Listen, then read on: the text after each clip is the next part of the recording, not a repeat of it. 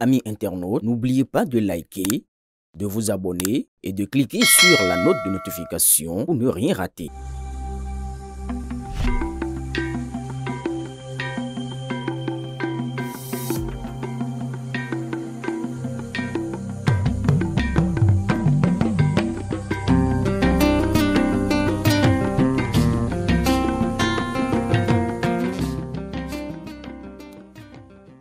Ce mercredi 19 novembre 2025, le Conseil des ministres s'est réuni sous la présidence du chef de l'État, M. Patrice Talon. Les décisions dont voici la teneur ont sanctionné la séance. S'agissant de mesures normatives, ont été adoptés le décret fixant les modalités d'exécution de la liberté conditionnelle et celui portant nomination de commissaires aux comptes près certaines entreprises publiques. Au chapitre des communications, en point 1, recrutement de 50 auditeurs de justice et 50 greffiers au titre de l'année 2025. Ces agents à recruter viendront renforcer les effectifs des personnels en service dans les juridictions créées récemment, tout en comblant le gap qui découlerait des départs à la retraite à l'horizon 2030.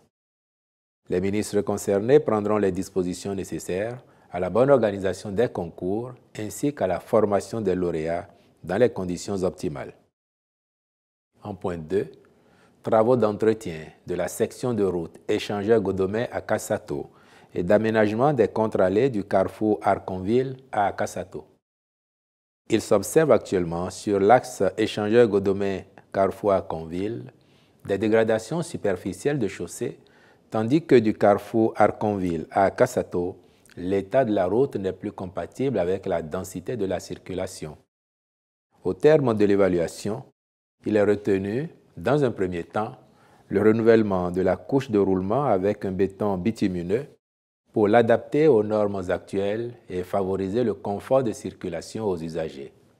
Par la suite, il sera procédé à l'aménagement des contre-allées du carrefour Arconville à la sortie de Kassato afin de réduire les accidents de la circulation tout en apportant une solution à la discontinuité du trafic local sur le tronçon Godomais-Alada. Cet aménagement permettra la parfaite connexion avec la section à Kassato-Alada en cours de construction suivant le même schéma. En point 3, actualisation des études techniques, environnementales, sociales et de sécurité de la passerelle de Tchonvi dans la commune de Semekpoji. La réalisation de cette infrastructure aux standards modernes s'inscrit dans le cadre de la mise en œuvre du programme d'adaptation des villes au changement climatique qui impacte 4 communes exposées par leur localisation au risque d'inondation, entre autres. En effet, la passerelle de Tchonvi-Sekandji viendra compléter les travaux de pavage et d'assainissement de la voie Sekandji-Tchonvi-Ekpe, traversant des zones humides sensibles de la commune de Semekpoji. Les études techniques avaient été réalisées en 2020. Compte tenu du niveau d'avancement du chantier d'aménagement des voies d'accès qui désenclave la localité, il s'avère nécessaire de les actualiser afin que la construction de l'ouvrage se réalise conformément aux standards requis. Le Conseil s'est prononcé pour la contractualisation avec un cabinet en vue de conduire la mission dans les plus brefs délais. En point 4, organisation des sessions de perfectionnement technique au profit des artisans au titre de l'année 2025.